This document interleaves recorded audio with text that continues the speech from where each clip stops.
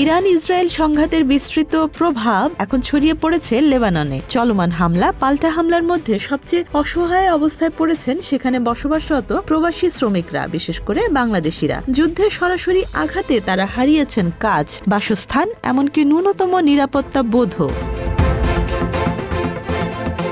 লেবাননের দক্ষিণাঞ্চলে যেখানে হিজবুল্লাহ প্রভাব বেশি, সেই এলাকাগুলোতেই মূলত ইসরায়েল ধারাবাহিক বিমান ও ক্ষেপণাস্ত্র হামলা চালাচ্ছে। ফলে এসব অঞ্চলে বসবাসকারী হাজার হাজার বাংলাদেশি কর্মী হঠাৎ করে বাস্তুচ্যুত হয়ে পড়েছেন। তাদের অনেকেই এখন খোলা আকাশের নিচে বৃষ্টির মধ্যে তীব্র ঠান্ডায় অনিশ্চিত জীবনযাপন করছেন। বর্তমানে লেবাননে প্রায় 1 লাখ বাংলাদেশি অবস্থান করছেন বলে ধারণা করা হয়। তাদের একটি বড় অংশ দক্ষিণাঞ্চলে কৃষি খামার, গৃহস্থালী কাজ এবং ছোটখাটো প্রতিষ্ঠানে কর্মরত ছিলেন। যুদ্ধের তীব্রতায় এসব কর্মক্ষেত্রের অনেকগুলো ধ্বংস হয়ে গেছে। ফলে আয় বন্ধ হয়ে গেছে, আটকে গেছে মাসের পর মাসের বেতন। দক্ষিণাঞ্চলের সিয়াহ এলাকায় আশ্রয় নেয়া 25 জন বাংলাদেশের একটি দল জানিয়েছে তাদের ভয়াবহ অভিজ্ঞতার কথা। তাদের মধ্যে বেশিরভাগই নারী। কেউ কিশোরগঞ্জ, কেউ মানিকগঞ্জ, কেউ পাবনা, আবার কেউ চাঁপাইনবাবগঞ্জ থেকে গিয়েছিলেন জীবিকার সন্ধানে। এখন তাদের সবাই একই বাস্তবতায়, খোলা মাঠে রাত কাটানো, দিনে খাবারের খোঁজে ঘুরে বেড়ানো, আর আকাশে যুদ্ধ বিমানের শব্দ শুনলেই আতঙ্কে ছুটে পালানো। দীর্ঘ 16 বছর ধরে লেবাননে থাকা প্রবাসী রুমা আক্তার বলেন, এখন তাদের জীবনে নেই কোনো নিরাপত্তা, নেই কোনো নিয়মিত খাবারের ব্যবস্থা। একবেলা খাবার ভাগ করে খেতে হচ্ছে কয়েকজনকে। বৃষ্টি ও ঠান্ডার মধ্যে একটি খালি মাঠেই তাদের দিনরাত কাটছে। যুদ্ধ শুরু হলেই সবাই দৌড়ে নিরাপদ জায়গা খোঁজেন, আবার পরিস্থিতি কিছুটা শান্ত হলে ফিরে আসেন সেই একই স্থানে। অন্যদিকে কিশোরগঞ্জের বেদানা আক্তার জানান, তারা দিনে বিভিন্ন জায়গায় ঘুরে বেড়ালেও রাতে সবাই একসঙ্গে জড়ো হয়ে খোলা জায়গায় থাকেন। সাম্প্রতিক এক রাতে একদিকে যেমন ছিল তীব্র বোমা বর্ষণ, অন্যদিকে ছিল প্রবল বৃষ্টি ও ঠান্ডা, যা তাদের দুর্ভোগ আরও বাড়িয়ে দিয়েছে।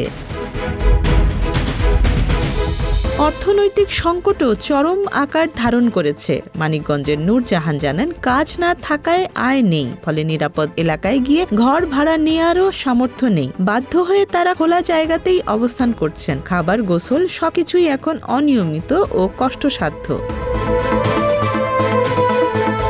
যুদ্ধের ভয়াবহতা শুধু কর্মহীনতা নয়, প্রাণনাশের ঝুঁকিও বাড়িয়ে দিয়েছে। ব্রাহ্মণবাড়িয়ার এখলাসুর রহমান জানান, বৈরুতের দাহিয়ে এলাকায় হঠাৎ বোমা হামলার পর তিনি স্ত্রী ও নবজাতক সন্তানকে নিয়ে মাঝরাতে পালিয়ে যান। তার কর্মস্থল ধ্বংস হয়ে যাওয়ায় প্রায় $1200 বেতন আটকে গেছে। সেই অর্থ না পেয়ে এখন তিনি চরম অনিশ্চয়তার মধ্যে দিন কাটাচ্ছেন।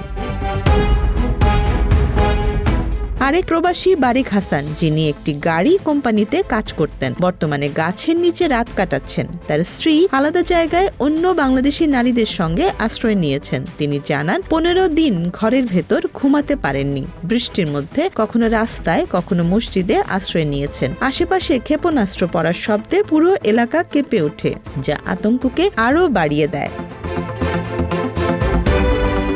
এই পরিস্থিতিতে বৈরুতে অবস্থিত বাংলাদেশ দূতাবাস কিছু সহায়তার উদ্যোগ নিয়েছে। দূতাবাসের কর্মকর্তারা জানিয়েছেন, যারা যোগাযোগ করছেন তাদের নিরাপদ স্থানে সরিয়ে নেওয়ার চেষ্টা চলছে। তবে অনেক প্রবাসী পরিচিত পরিবেশ ছেড়ে যেতে অনিচ্ছুক। এছাড়া স্থানীয় আশ্রয় কেন্দ্র থাকলেও খাদ্যাভ্যাস ও সাংস্কৃতিক ভিন্নতার কারণে সেগুলোতে যেতে আগ্রহী নন অনেকেই। দূতাবাসের পক্ষ থেকে মোবাইল টিম পাঠিয়ে খাদ্য ও জরুরি সহায়তা পৌঁছে দেওয়ার চেষ্টা করা হচ্ছে। স্থানীয় প্রশাসন ও এনজিওগুলোর সঙ্গে সমন্বয় করা হলেও যুদ্ধ পরিস্থিতির কারণে সব জায়গায় পৌঁছানো সম্ভব হচ্ছে না।